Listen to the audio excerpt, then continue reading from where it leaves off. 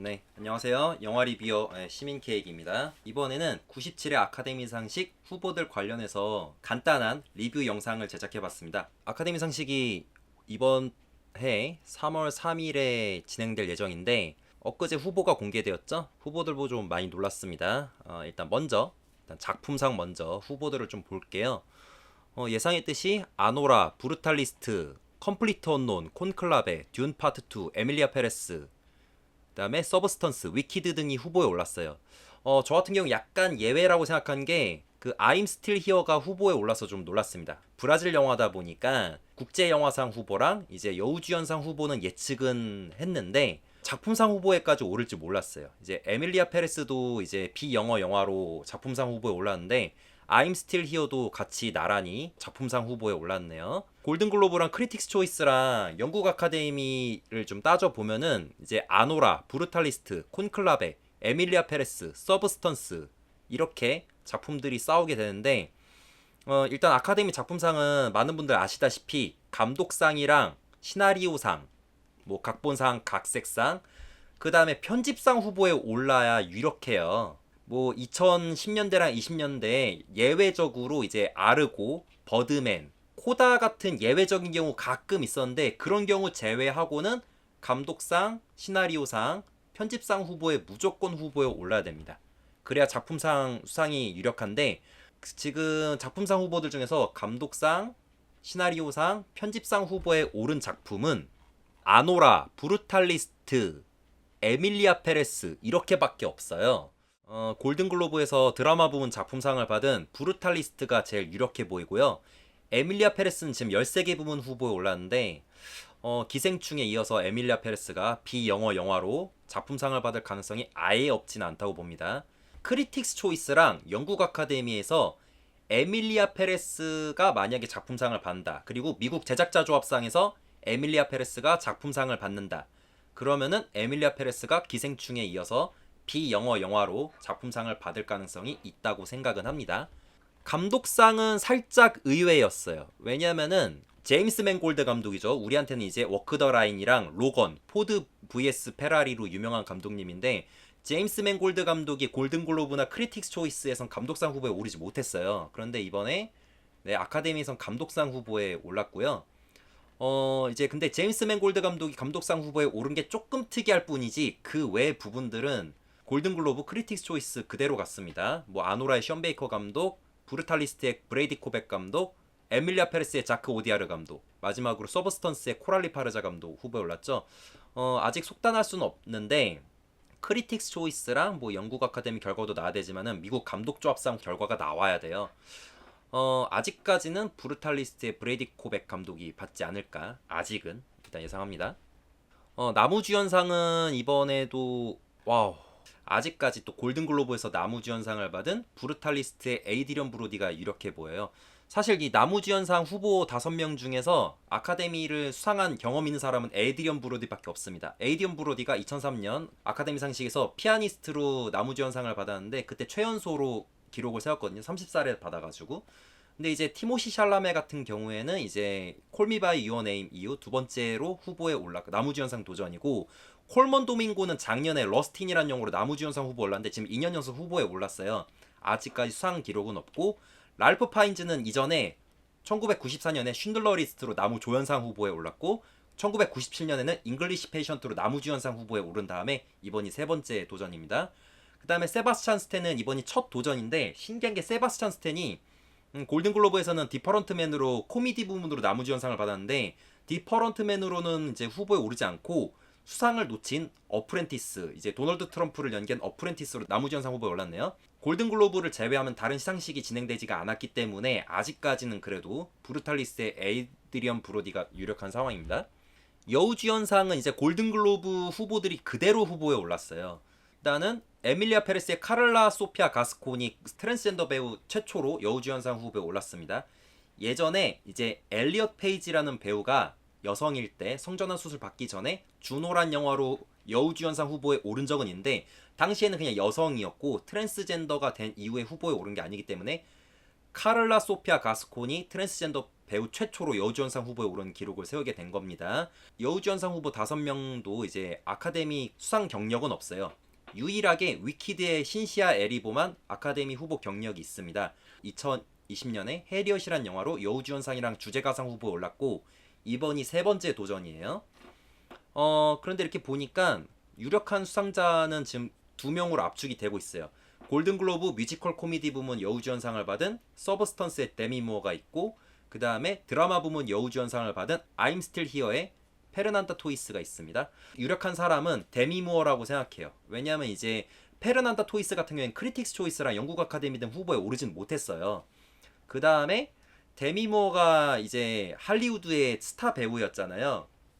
근데 이제 재작년에 브랜든 프레이저처럼 한때 스타 배우였지만 그 약간 전성기가 지나갔던 배우가 연기파 배우가 되어서 돌아오면은 할리우드 그 아카데미 심사위원들한테 좀 표를 좀 받는 경향이 있습니다. 그렇기 때문에 저는 올해 여우주연상은 데미 무어가 약간 받을 것 같습니다. 이제 나무조연상인데 나무조연상은 약간 아쉬웠어요. 전 개인적으로 글래디에이터 2에 덴젤 워싱턴이 후보에 또 오를 줄 알았는데 이제 골든글로브 후보에 올랐던 6명 중에서 덴젤 워싱턴이 빠지고 5명이 그대로 후보에 올랐는데요. 일단은 골든글로브에서 나무조연상을 받은 키어런 컬킨이 유력한 상황인데 할리우드 여러 이제 기사나 언론 매체들을 보면은 브루탈리스트의 가이 피어스도 유력하게 보는 사람들이 있습니다. 그래서 미국 배우조합상이랑 영국 아카데미 이제 크리틱스 초이스 결과 보고 알아봐야 될 것 같아요. 나무조연상 후보도 보니까 딱 한 명 빼고 다 오스카 이제 처음 후보에 올랐는데 아직까지 상을 받은 사람이 또 없기도 해요. 이 중에서는요. 컴플리트 언노운의 에드워드 노튼이 지금 이번이 4번째 오스카 도전이거든요.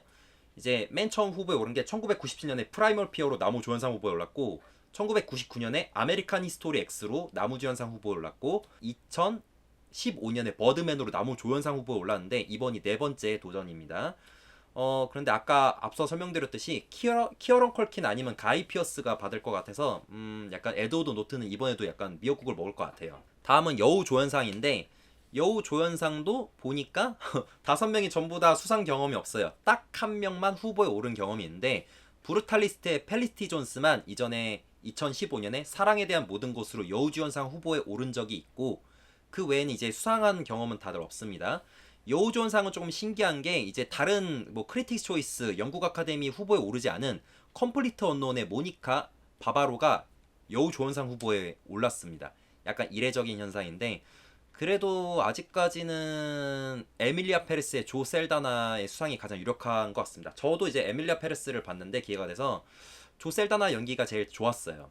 일단 위키드의 아리아나 그란데 연기도 훌륭했는데 그래서 결론은 에밀리아 페레스의 조 셀다나가 받을 것 같다. 약간 이렇게 예측합니다. 각본상을 살펴볼 텐데 아노라와 서브스턴스의 대결이 될 것 같습니다. 일단은 골든글로브에서 각본상은 콘클라베가 받았는데 골든글로브가 이제 오리지널 각본이랑 각색 각본을 나누지 않고 한꺼번에 수여를 하다 보니까 콘클라베가 그냥 각본상을 받았어요. 그런데 오스카는 이제 각본상이랑 이제 각색상이 나눠져 있잖아요.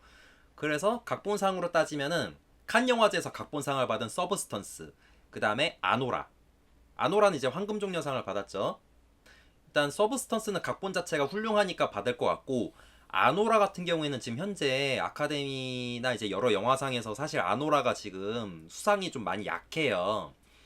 근데 아카데미 상식이 보통은 이제 상을 많이 못 받는 영화한테 각본상 딱 하나만 주는 경우도 가끔 있거든요. 예를 들어서 뭐 이터널 선샤인, 뭐 추락의 부, 사랑도 통역이 되나요? 그녀 이런 영화들이 이제 각본상 딱 하나만 받고 끝난 적이 많았어요.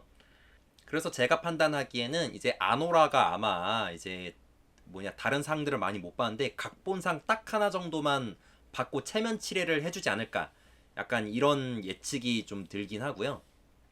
근데 아노라는 편집상도 좀 유력한 후보여서 서브스턴스가 각본상 받지 않을까 약간 싶기도 합니다. 일단 자세한 예측은 나중에 또 제가 또 영상을 만들 거지만 각색 시나리오상인데 각색 시나리오상은 아무래도 일단 골든글로브에서 각본상 받은 콘클라베가 가장 유력한 상황이고요. 각색상은 약간 좀 특이한 게 클라렌스 맥린이란 배우가 있어요. 그 클라렌스 맥린 이분은 이제 크리틱스 초이스랑 영국 아카데미 이제 미국 배우조합상 등등에서 이제 나무조연상 후보에 올랐어요. 그런데 오스카에서는 나무조연상은 탈락했습니다. 근데 이분이 시나리오에 참여하셨는지 각색상 부문에 이름을 올렸습니다. 그래서 약간 좀 특이한 그 후보 기록이고, 그 다음에 촬영상 얘기인데 아무래도 듄 파트 2겠죠. 왜냐면 듄 파트 1도 이제 2022년에 촬영상을 받았는데, 강력한 경쟁자 브루탈리스트랑 에밀리아 페레스 정도인데, 듄 시리즈가 약간 아이맥스 화면으로 좀 광활한 사막을 촬영했기 때문에 촬영상도 유력하다고 생각합니다. 저의 개인적인 생각으로는 편집상은 이제 아노라랑 브루탈리스트의 대결이 될 것 같아요. 아노라 같은 경우에도 이제 그 후보에 적게 올랐지만 그래도 편집은 굉장히 잘했거든요. 여러 그 분리된 공간에서 벌어지는 교차 편집도 훌륭했고, 컷 편집도 나름 나쁘지 않았기 때문에 아노라가 편집상, 저는 이제 아까 각본상 하나만 받을 수 있다 이렇게 말씀을 드렸는데, 서브스턴스가 각본상을 받고 아노라가 아마 편집상 받지 않을까, 약간 이런 예측도 일단 해봅니다. 물론 이제 크리틱스 초이스랑 영국 아카데미 그리고 미국 편집자 조합상 결과도 보긴 해야 되는데, 일단은 아노라 하겠습니다. 아노라 같은 경우는 션 베이커 감독이 편집도 담당을 해서 션 베이커 감독이 편집상 후보에도 올랐거든요. 이전까지 그 오스카에서 감독이 직접 편집을 해가지고 편집상까지 받는 경우가 근래에는 두 개 케이스가 있는데, 타이타닉이 제임스 카메론 감독이 이제 작품상 감독상 받을 때 편집상도 같이 받았었고요. 그래비티의 알폰소 쿠아론 감독도 감독상 받을 때 편집상도 같이 받은 전례가 있습니다. 뭐랄까, 이제 션 베이커 감독은 현재 지금 작품상, 감독상, 편집상, 각본상 이렇게 4개 부문 후보 올랐는데, 이론상은 한 해에 4개의 상을 받을 가능성이 있습니다. 그 기생충의 봉준호 감독님도 4개의 상을 한 해에 다 받으셨잖아요. 옛날에 월트 디즈니도 그렇고. 아마 뭐 이론상은 가능한데 일단 유력하진 않습니다. 션 베이커 감독은. 다음은 의상상인데, 글래디에이터 2랑 위키드의 싸움이 될 것 같아요. 근데 이제 글래디에이터 2가 참 아까운 게, 글래디에이터 1편은 2001년에 작품상, 감독상, 의상상, 시각효과상, 음향상 해가지고 5개나 받았는데, 글래디에이터 2는 이번에 겨우 의상상 딱 1개밖에 후보에 오르지 못했습니다. 근데 또 그만큼 의상을 또 잘하기도 했어요. 글래디에이터 2 의상 담당이 잔티 야테스 의상 감독인데, 이 사람이 이제 글래디에이터 1편으로 아카데미 의상상을 받은 바 있습니다. 그런데 아마 위키드가 오스카를 그래도 받으면 예술 분야로 받을 것 같아요. 그래서 위키드가 일단 의상상도 가져가지 않을까, 일단 이렇게 예측은 해봅니다. 참고로 그 컴플리트 언노운의 의상 감독 아르엔 필립스는 이번이 오스카가 잠깐만 4번째 도전이거든요. 이전에 같은 제임스 맨골드 감독의 워크 더 라인으로 의상상 처음 후보에 올랐고, 그 다음에 뭐 WE, 그 다음에 원스 어폰 어 타임 인 할리우드 이렇게 후보에 올랐는데, 아직까지 의상상 받은 바가 없고 이번이 4번째 도전입니다. 그런데 아까 말씀드렸듯이 위키드랑 이제 글래디에이터 2의 싸움이 될 것 같기 때문에 아렌 필리스 이번에도 의상상 또 놓칠 것 같습니다. 미술상도 뭐 다들 말씀하셨듯이 위키드랑 듄 파트 2의 싸움이 될 것 같아요. 이제 듄 시리즈는 이제 1편이 미술상을 또 받기도 했고, 위키드는 의상 미술 약간 이렇게 통합적으로 예술상을 받지 않을까 예측이 드는데, 참고로 그 위키드의 미술 감독이 네이단 크롤리 감독인데, 네이단 크롤리 감독은 이번이 7번째 미술상 도전입니다. 이전에 뭐 크리스토퍼 놀란 감독의 영화로 많이 후보에 올랐는데, 테넷, 덩케르크, 뭐 다크나이트, 프레스티지, 인터스텔라 이렇게 후보 올랐었는데 다 물을 먹었거든요. 그런데 이번이 7번째 도전인데, 네이단 크롤리 미술 감독이 아마 이번에 위키드로 미술상을 받지 않을까 나름 예측을 해봅니다. 보통 분장상은 이제 그 시대극이나 판타지 영화들이 많이 후보에 오르거든요. 근데 올해는 좀 특이하게 분장상이 현대극이 좀 비중이 높아요. 서브스턴스랑 이제 에밀리아 페레스랑 디퍼런트맨이 후보에 올랐고, 노스페라투는 약간 시대극 판타지, 위키드도 판타지죠. 일단 이렇게 후보에 올랐습니다.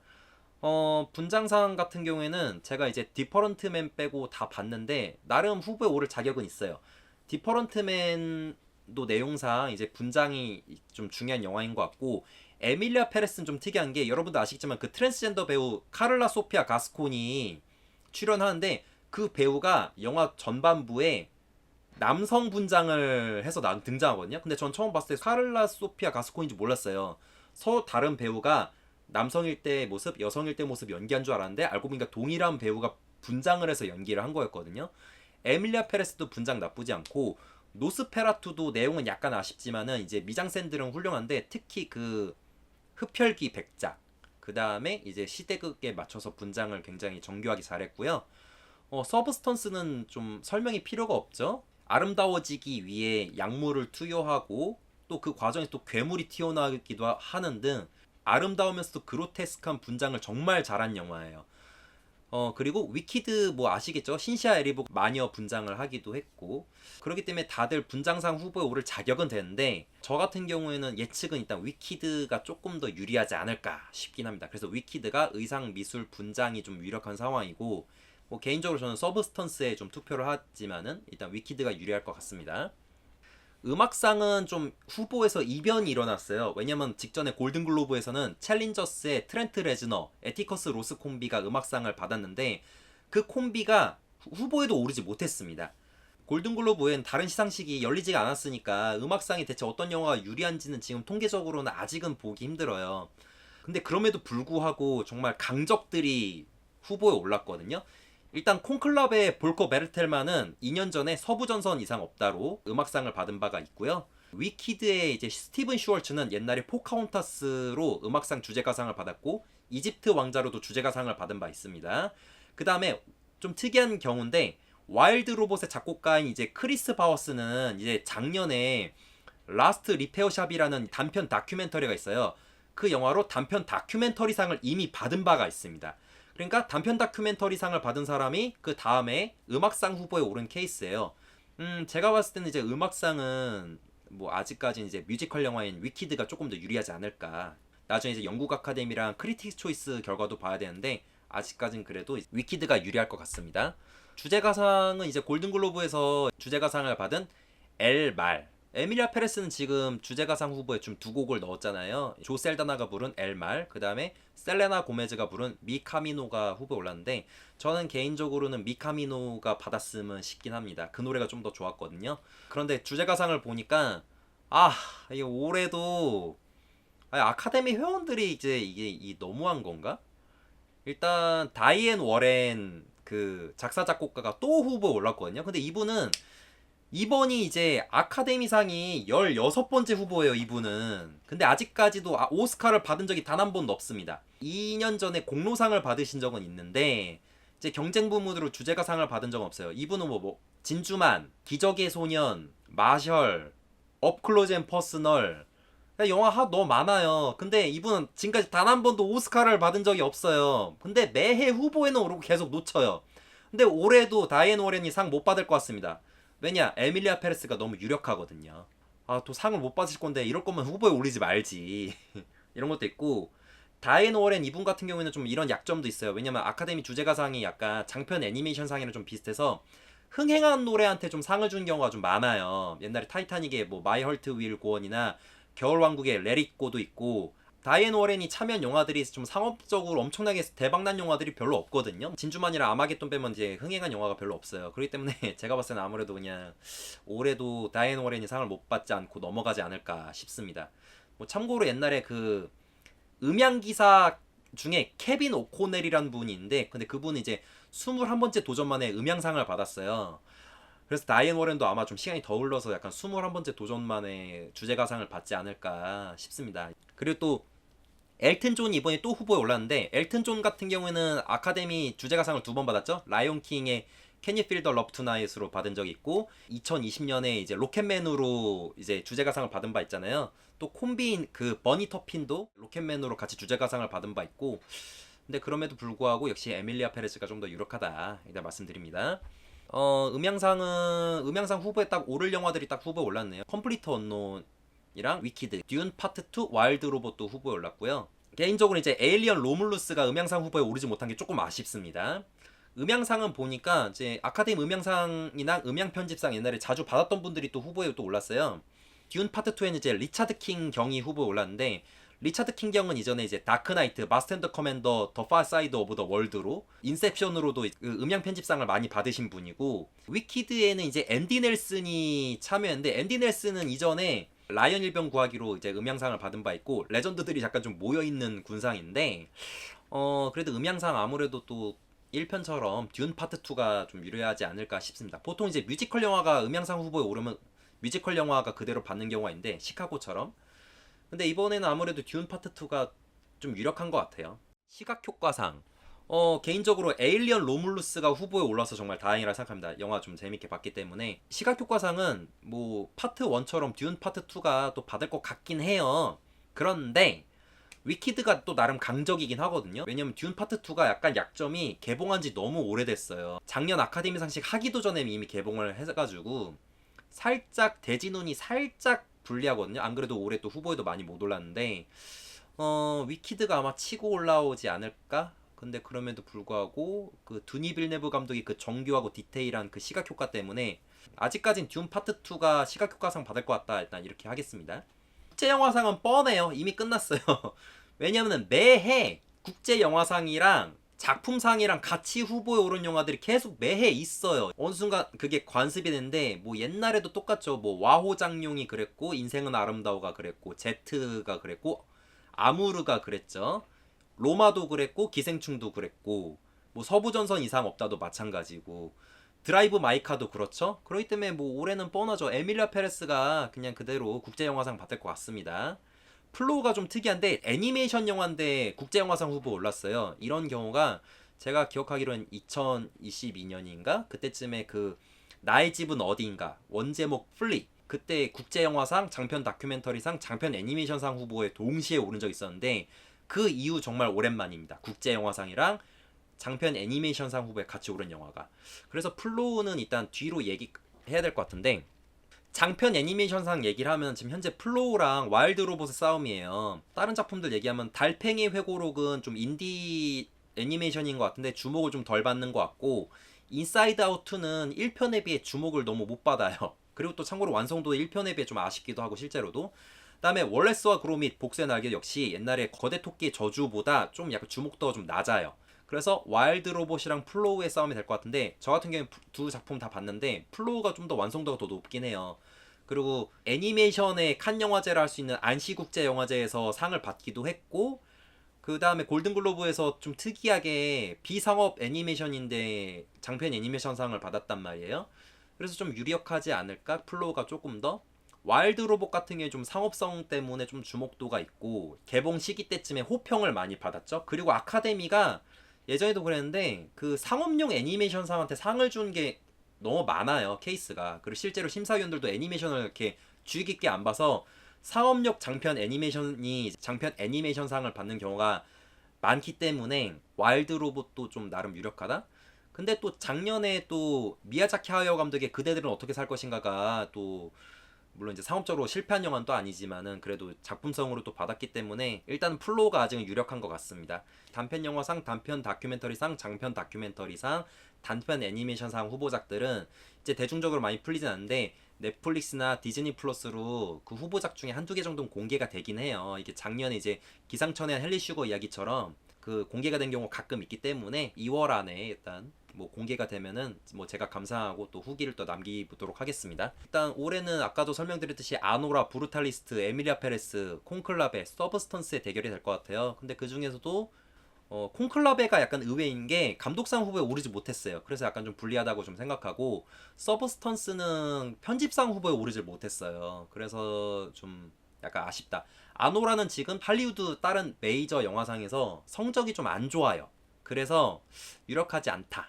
편집상, 감독상, 시나리오상 후보에 동시에 오른 아노라, 브루탈리스트, 에밀리아 페레스의 3파전인데 유력도를 보면은 에밀리아 페레스랑 브루탈리스트가 대결하는 것 같습니다. 에밀리아 페레스가 영어 영화가 아닌데도 불구하고 최다 부문 후보에 올랐어요. 12개 부문에 지금 13개 부문으로 올랐는데 주제가상이 2개 올랐으니까 에밀리아 페레스가 지금 작품상 받기 가장 유력한 상황이에요. 근데 이제 할리우드에서 뭐랄까 이건 저의 약간 사견인데 이제 도널드 트럼프가 다시 그 대통령이 됐잖아요. 근데 이제 도널드 트럼프가 예전이랑 좀 다르게 이번엔 좀 다수의 미국인들의 지지를 받아서 당선이 되었단 말이죠. 왜 갑자기 정치 얘기를 하냐면은 보통 이제 할리우드는 진보 성향의 이제 민주당 계열의 영화인들이 많아요. 그런데 할리우드도 가끔 가다가 보수적일 때가 있어요. 아카데미로 치면 대표적으로 2번인데 2001년에 이제 9.11 테러가 있었죠. 그래서 2002년, 2003년에 할리우드도 약간 보수화가 된 적이 있었어요. 볼링 포 컬럼바인의 마이클 무어 감독이 장편 다큐멘터리상을 받을 때도 수상 소감으로 나는 전쟁을 반대합니다라고 했다가 야유를 받은 적이 있었거든요. 왜냐면 이제 할리우드가 보통 전쟁을 반대한다 하지만은 그런데도 약간 보수적인 할리우드 사람들이 많아요. 그런 경우가 있고, 그 다음에 그 2013년에 벤 애플렉 감독의 아르고가 작품상을 받은 적 있잖아요. 근데 아르고가 이제 뭐 다른 기타 영화상에서 작품상을 많이 받긴 했지만 그 해는 또 유달리 오사마 빌라덴이 직전에 뭐 이제 처단되기도 했고, 그러다 보니까 그 해에는 아르고가 조금 더 약간 보수적인 약간 그런 기운 때문에 좀 상을 받은 게 있어요. 근데 올해를 주목해봐야 되는 게, 올해는 이제 약간 브루탈리스트랑 에밀리아 페레스가 대결인데, 브루탈리스트가 뭐 보수적이다 뭐 이런 얘기는 아닌데, 브루탈리스트가 제가 아직 안 봤지만 약간 미국 이민자 세대 이야기의 시놉시스를 가지고 있거든요. 이번에 골든글로브에서 작품상, 감독상, 나무주연상 이렇게 받았는데, 브루탈리스트가 아마 미국에 약간 좀 보수적인 마인드가 있으신 분들 입장에서는 표심이 갈 것 같다, 좀 이런 의도입니다. 뭐 에밀리아 페레스가 너무 진보적이다 이런 얘기는 아니지만은, 에밀리아 페레스는 좀 획기적인 영화이긴 해요. 나쁜 의미가 아니라 좀 페니미스트적인 그런 의미에서 정말 잘 만든 페니미즘 영화인 부분도 있고, 근데 에밀리아 페레스는 좀 트랜스젠더 배우가 여우주연상 후보 오르기도 했고, 외국어 비영어 영화고, 또 성소수자 얘기들이 좀 많이 있고, 저는 개인적으로 에밀리아 페레스를 응원하는데, 올해 또 트럼프가 당선이 됐잖아요. 할리우드에 좀 절반 가까이 되는 사람 유권자들도 아마 좀 보수적인 색채가 되어서 트럼프한테 투표를 한 것 같은데, 그래서 아마 올해 아카데미는 이제 브루탈리스트랑 에밀리아 페레스의 약간 이런 좀 간접적인 이념 싸움이 되지 않을까 예측을 해봅니다. 엊그제 아카데미 후보가 발표가 되어서 제가 급하게 영상을 만들었는데, 뭐 일단 저 같은 경우에는 아카데미 후보작들을 되도록이면 무조건 다 봐요. 되도록이면은 매해 보통 뭐 최대 8작품 빼고는 장편극 영화는 전부 다 보거든요. 챙겨보거든요. 그래서 이번에도 그 웬만하면 후보작들을 다 챙겨보고 시상식 일주일 전에 다시 개인적인 투표랑 정확한 예측을 할게요. 크리틱스 초이스, 영국 아카데미, 미국 배우 조합상, 미국 제작자 조합상, 미국 감독 조합상, 미국 편집자 조합상, 미국 각 작가 조합상도 결과를 다 봐야 되기 때문에 아마 그 결과를 보고 통계학적으로 좀 예측을 좀 해보겠습니다. 영상을 시청해주셔서 정말 감사드립니다.